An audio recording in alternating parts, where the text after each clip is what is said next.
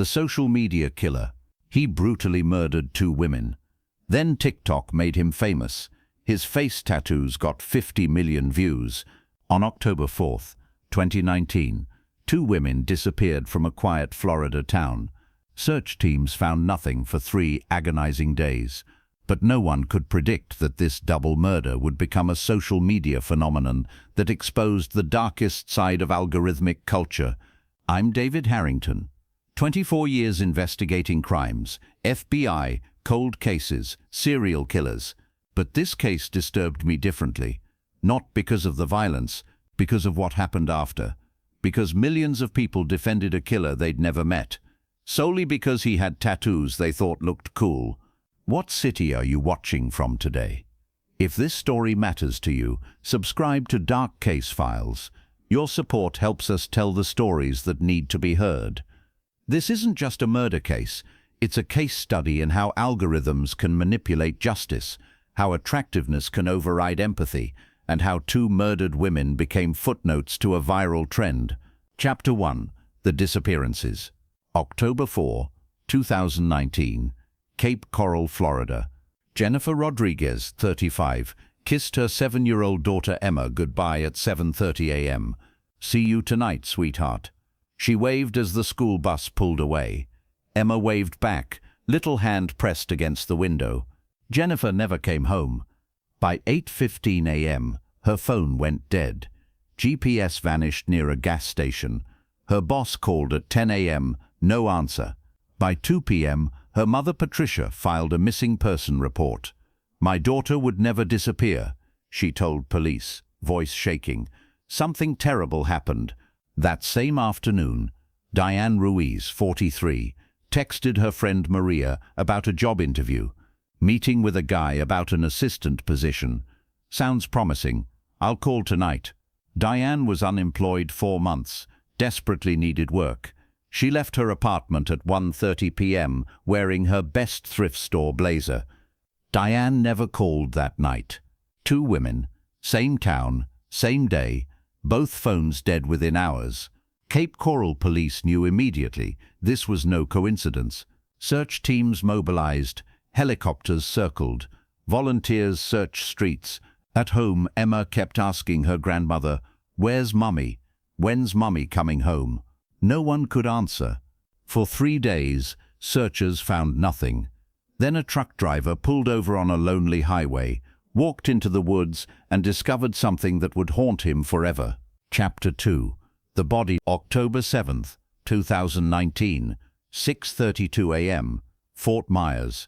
Robert Williams, a truck driver, stopped for a bathroom break off State Road 82. Walking through morning mist into the woods, he saw something among the bushes. As he approached, his blood froze. 2 women's bodies, side by side, partially hidden. His 911 call came at 6:47 a.m. Police arrived in 17 minutes. My forensic expert Sam Reeves processed the scene. Sam has 12 years' experience, hundreds of cases. But she told me later, "David, this was different. The violence was extreme, and the evidence, it was like the killer didn't care about being caught." Both victims strangled. Violent struggle marks everywhere. Defensive wounds on hands and arms. They'd fought hard. But Jennifer Rodriguez and Diane Ruiz were dead. The killer had continued harming Diane's body, even after death. "This wasn't just murder," Sam said. "This was rage." Crime scene evidence revealed tire tracks from a large vehicle, hair strands that weren't the victims, size 12 Nike shoe prints, and cell tower data showing both phones last pinged near this spot on October 4th at 3:47 p.m. Jennifer's wallet lay beside her body. Diane's too, but their phones were gone. Police notified the families. Patricia collapsed when officers arrived. Emma, just 7 years old, would grow up without her mother. Diane's brother Michael went to the morgue for identification.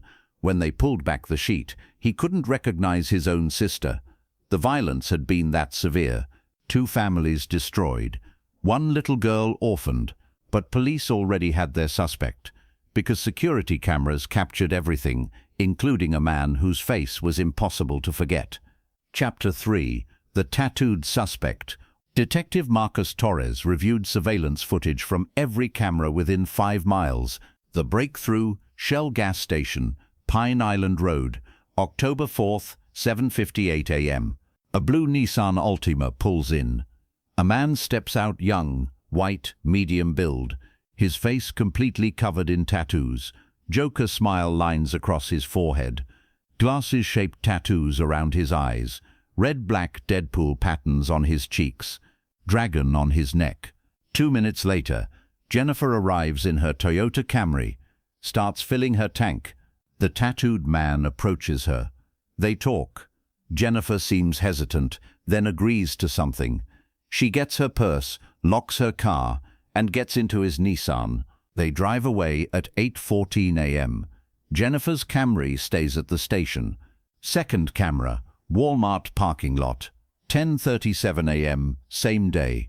Same Nissan, tattooed man driving. Jennifer in front passenger seat, Diane Ruiz in the back. The last time they were seen alive. Torres ran the plate. Rental car, Enterprise Rent-A-Car. Rented to Wade Wilson, 25 years old. Address, 2847 Coronado Parkway, Cape Coral. October 8th, 6 a.m. Tactical team breached Wade's apartment. He was asleep in bed. Officers cuffed him. No resistance, no panic, just eerie calm. "Where were you October 4th? Torres asked. Wade looked at him emotionless. "At home." "Why?" "2 women are dead. You were last seen with them." Wade's expression never changed. "I want a lawyer." Sam processed Wade's rental car. Jennifer's DNA on the passenger seat. Diane's DNA in the back. Blood traces from both victims. Wade's phone GPS placed him at the body dump site. October 4th, 4:30 p.m. Most disturbing. Wade's photo gallery. October 5th, 6th, 7th days after murdering 2 women, dozens of selfies. In everyone, he's smiling, posing, as if nothing happened. October 9th. Wade Wilson charged with 2 counts first-degree murder. Case closed, right? Wrong. Because 6 days later, Wade's courtroom photo leaked online. Within 24 hours, millions defended him. Not because they believed he was innocent, because they thought he was hot. Chapter 4. Going viral. October 15th, 2019. Someone leaked photos of Wade in orange jumpsuit, handcuffed, entering court. His distinctive face tattoos on full display. Local news ran standard coverage. Tattooed suspect charged in double murder. Then the photos hit social media. Twitter, Instagram, TikTok. The comments weren't what you'd expect. "Holy shit, he's actually hot. Those tattoos are incredible art. He looks innocent. Wrong guy? That face is too beautiful to be a killer." Within 48 hours, Deadpool killer trended on TikTok. Videos featuring Wade's photo racked up hundreds of thousands of views. Young women, mostly 18 to 25, made compilation videos, slow-motion edits, artistic renderings of his tattoos. Captions: "Free him. Too pretty for prison. Those eyes are innocent. Justice for Wade." My researcher Elena Cortez showed me the phenomenon October 17th. Elena specializes in digital forensics and social media analysis. "David, Wade Wilson is going viral," she said, pulling up TikTok. "And not the way you'd think." Video after video. A girl applying makeup to recreate Wade's tattoos. Another dancing with his mugshot.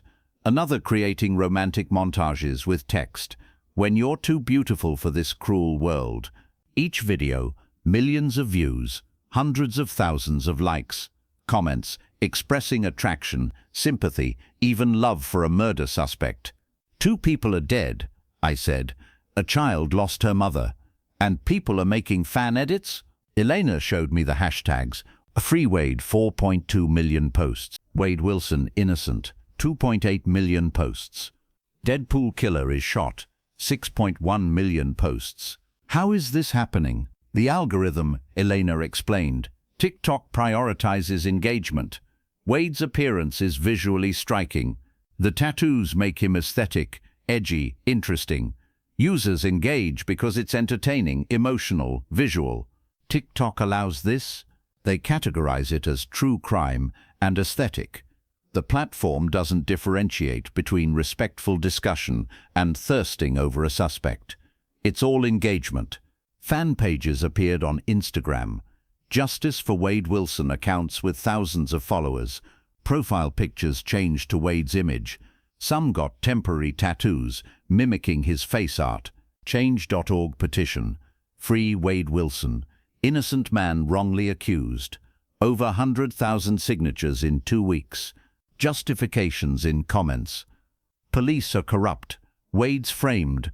Tattoo discrimination is real bias. I studied criminology. Wade doesn't fit killer profiles. His energy is too pure. None reviewed evidence. None sat through investigations. They saw photos, watched TikToks, made judgments based on appearance. Meanwhile, Emma lived with her grandmother asking why mommy wasn't home. Michael planned Diane's funeral, but the internet was busy making Wade Wilson a celebrity. November 2019, one TikTok video went so viral it changed everything. Chapter 5. The Phenomenon Explode.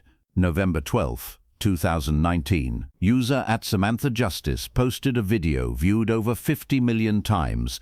Wade's photos set to Billie Eilish's Lovely. Slow motion. Black and white filters. Text. When society punishes you for being different. 50 million views in 3 weeks. Comments became an echo chamber. He's persecuted for looking different. This is what happens when you don't conform. Free this beautiful soul. Young women recreated Wade's tattoos with makeup.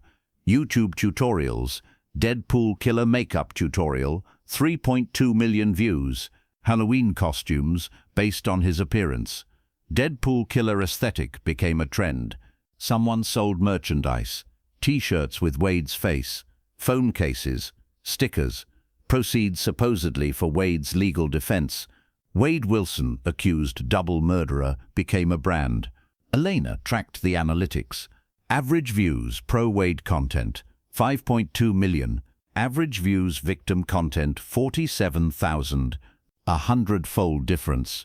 Posts about Jennifer and Diane, buried by algorithm. Posts about Wade's aesthetic, promoted to millions. Why? I asked.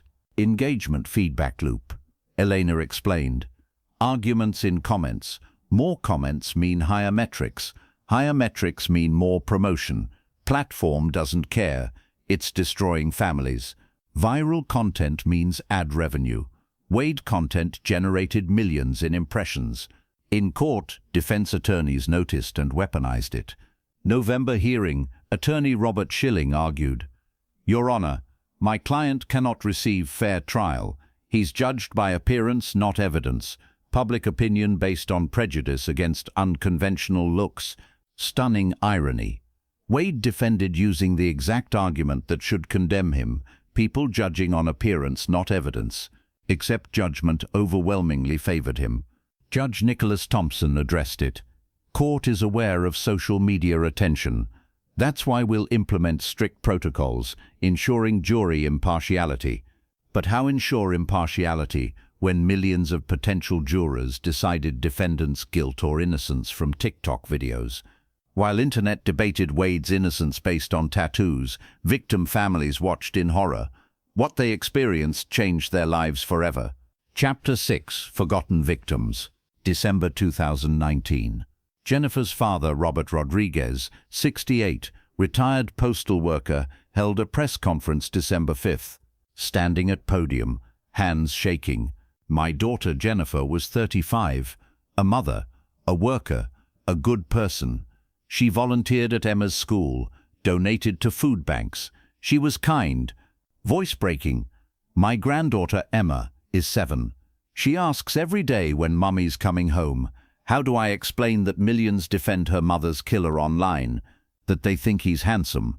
Robert pulled out his phone, trembling. I went on TikTok. I saw girls dancing with Wade's picture, making hearts, writing I love you, Wade. My daughter is dead. Her killer has fan clubs. Looking directly at cameras, Jennifer's last moments were terror. She fought. Autopsy showed defensive wounds.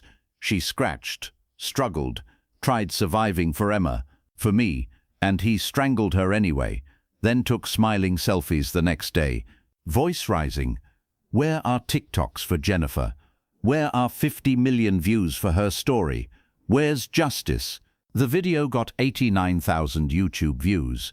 Wade's latest compilation had 4.7 million. Algorithm had spoken. Grief wasn't as engaging as aesthetic. Diane's brother Michael posted December 10th, sitting in his living room exhausted. I want to tell you about Diane. She loved animals, volunteered at shelters. She was funny, could make anyone laugh, going through hard times but never gave up. Voice cracking. I identified her body. Police called me to the morgue. I said yes, thought I was strong enough. They pulled back the sheet, and I, breaking down completely. I couldn't recognize my own sister.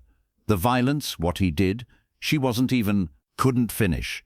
Video ended with Michael sobbing. That video, 34,000 views. Wade makeup tutorial, same day, 2.1 million. I tried helping. My team created content focusing on victims, posted Jennifer and Diane's photos, told their stories, interviewed families. Response was hostile. Comments on my videos. Stop making Wade look bad.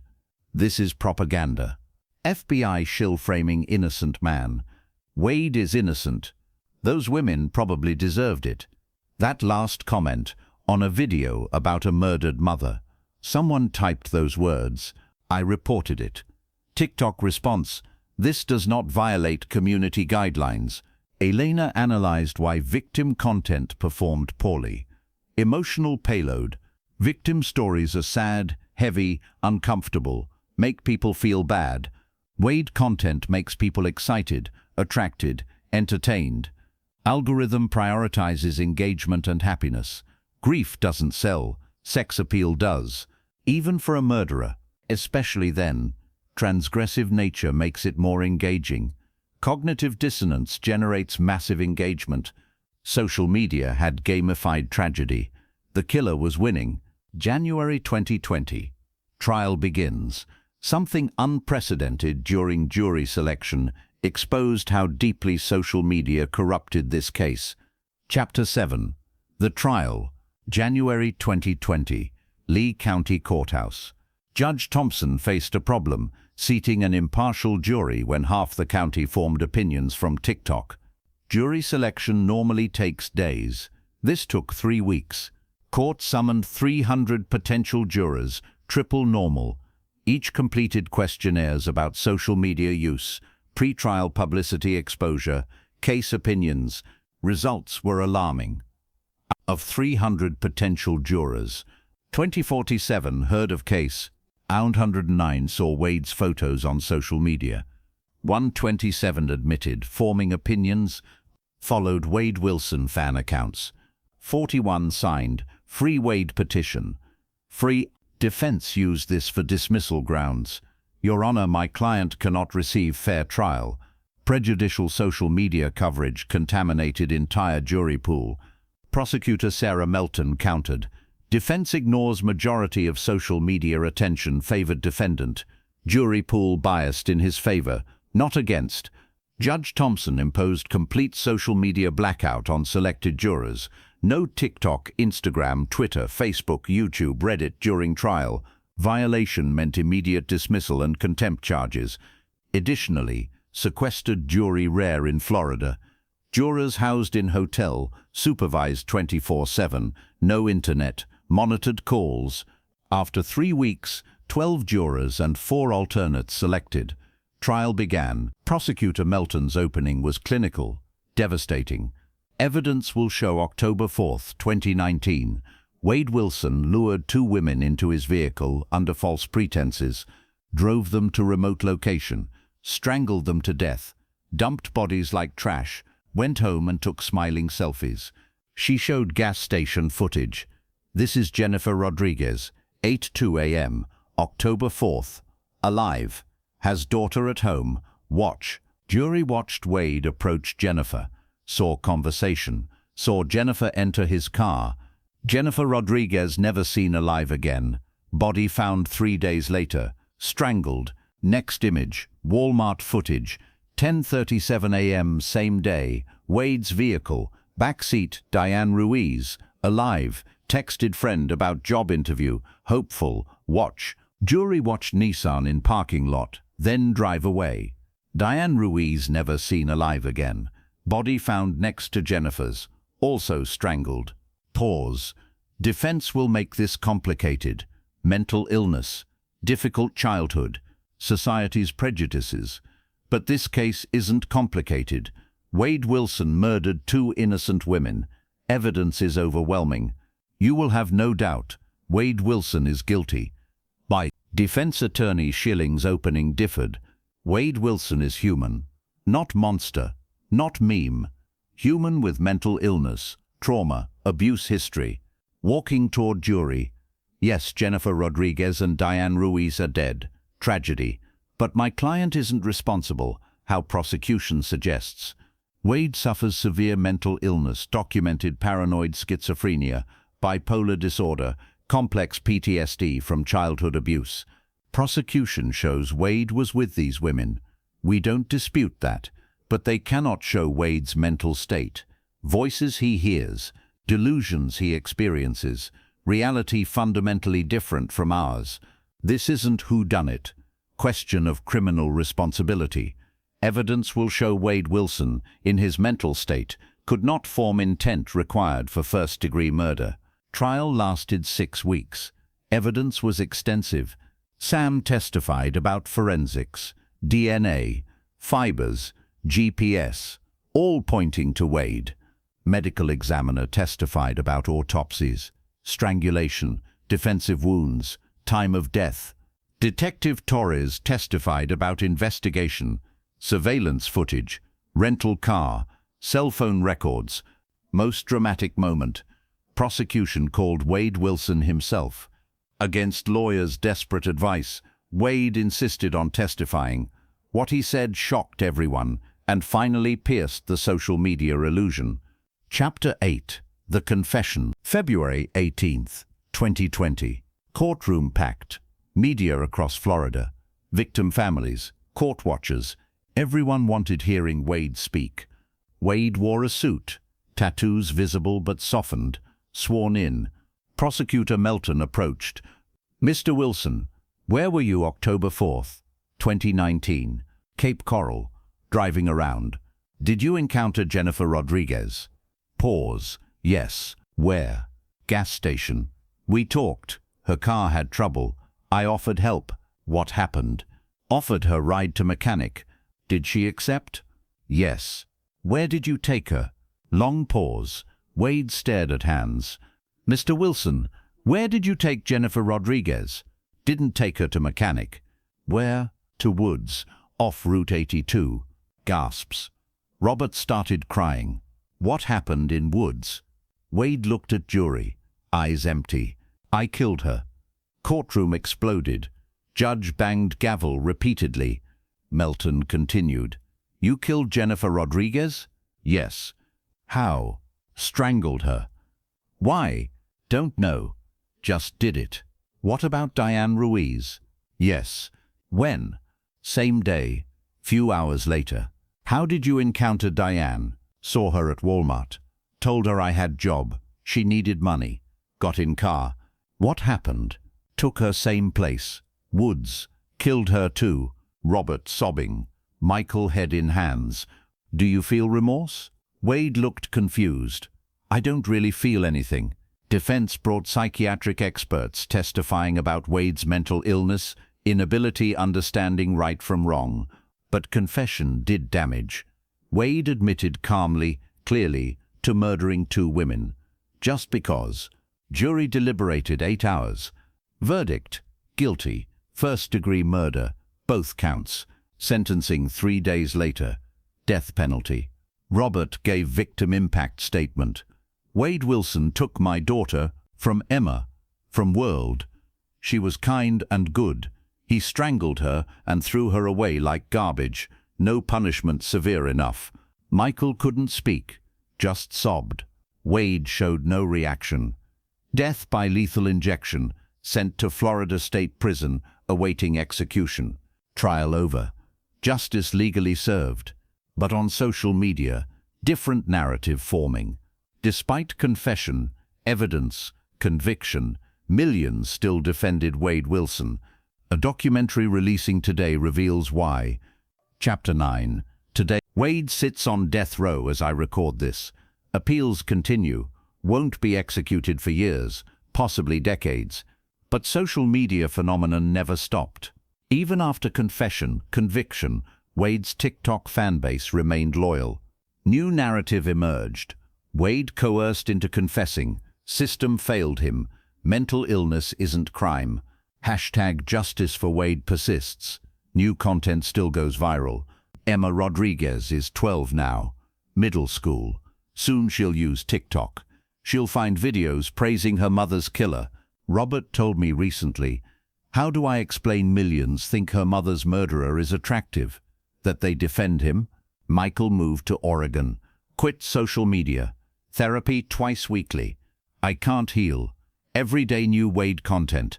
Diane forgotten. Never ends. Victim families formed support group. Voices for voiceless. Advocate for victims erased by viral killers. I work with them.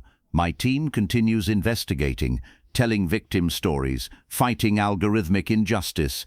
Today, January 20th, 2026, Paramount Plus releases Handsome Devil, The Wade Wilson Story. Documentary we participated in. Full story. All evidence. All victim testimony. Early reactions show it's changing minds. People who defended Wade posting apologies. Justice for victims trending. But damage is done. 6 years glorification can't erase overnight.